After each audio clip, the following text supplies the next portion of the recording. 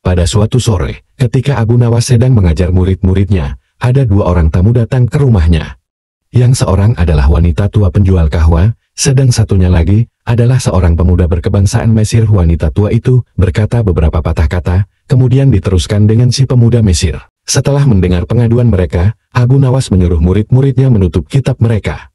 Sekarang pulanglah kalian, ajak teman-teman kalian datang kepadaku pada malam hari ini, sambil membawa cangkul, penggali, kapak dan martil serta batu. Murid-murid Abu Nawas merasa heran, namun mereka begitu patuh kepada Abu Nawas, dan mereka merasa yakin gurunya selalu membuat kejutan, dan berada di pihak yang benar. Pada malam harinya mereka datang ke rumah Abu Nawas, dengan membawa peralatan, yang diminta oleh Abu Nawas. Berkata Abu Nawas, "Hai kalian semua, pergilah malam hari ini, untuk merusak Tuan Kadi yang baru jadi, merusak rumah Tuan Kadi."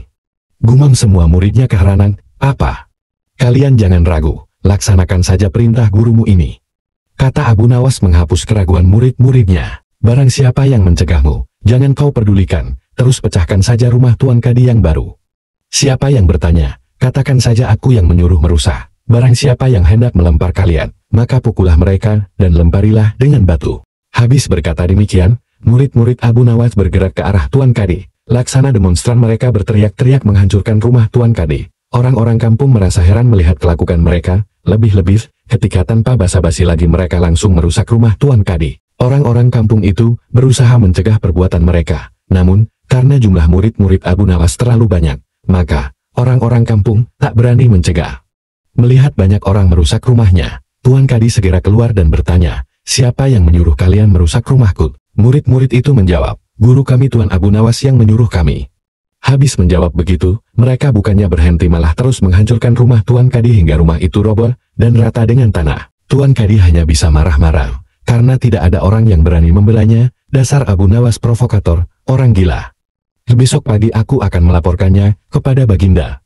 Benar, esok harinya Tuan Kadi mengadukan kejadian semalam, sehingga Abu Nawas dipanggil menghadap Baginda. Setelah Abu Nawas menghadap Baginda, ia ditanya, "Hai Abu Nawas, kenapa sebabnya kau merusak rumah Kadi itu?" Abu Nawas menjawab, "Wahai tuanku, sebabnya ialah pada suatu malam hamba bermimpi, bahwasanya Tuan Kadi menyuruh hamba merusak rumahnya, sebab rumah itu tidak cocok baginya, ia menginginkan rumah yang lebih bagus lagi. Ya, karena mimpi itu maka hamba merusak rumah Tuan Kadi." Baginda berkata, "Hai Abu Nawas, bolehkah hanya karena mimpi sebuah perintah dilakukan? Hukum dari negeri mana yang kau pakai itu?"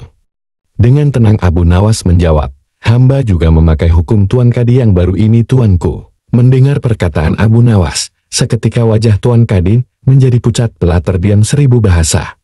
"Hai Kadi, benarkah kau mempunyai hukum seperti itu?" tanya Baginda. Tapi Tuan Kadi tiada menjawab. Wajahnya nampak pucat, tubuhnya gemetaran, karena takut.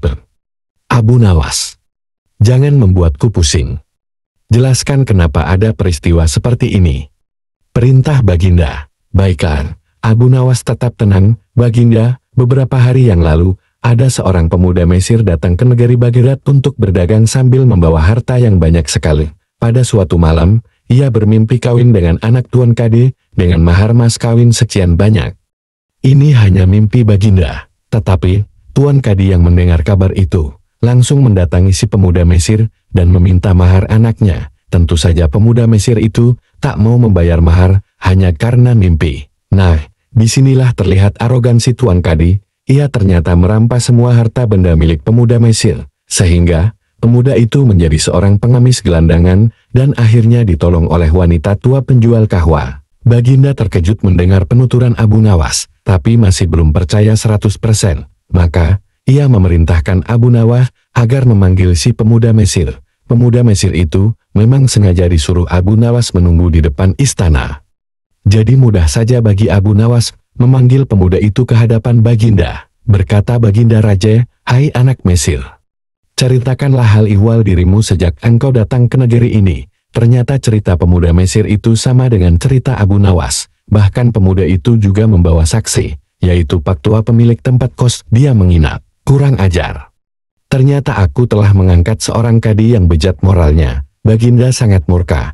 Kadi yang baru itu dipecat, dan seluruh harta bendanya dirampas, dan diberikan kepada si pemuda Mesir. Setelah perkara selesai, kembalilah si pemuda Mesir itu dengan Abu Nawas pulang ke rumahnya.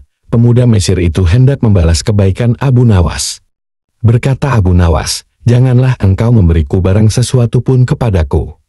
Aku tidak akan menerimanya sedikit pun juga." Pemuda Mesir itu betul-betul mengagumi Abu Nawas. Ketika ia kembali ke negeri Mesir, ia menceritakan tentang kehebatan Abu Nawas itu kepada penduduk Mesir, sehingga nama Abu Nawas menjadi sangat terkenal.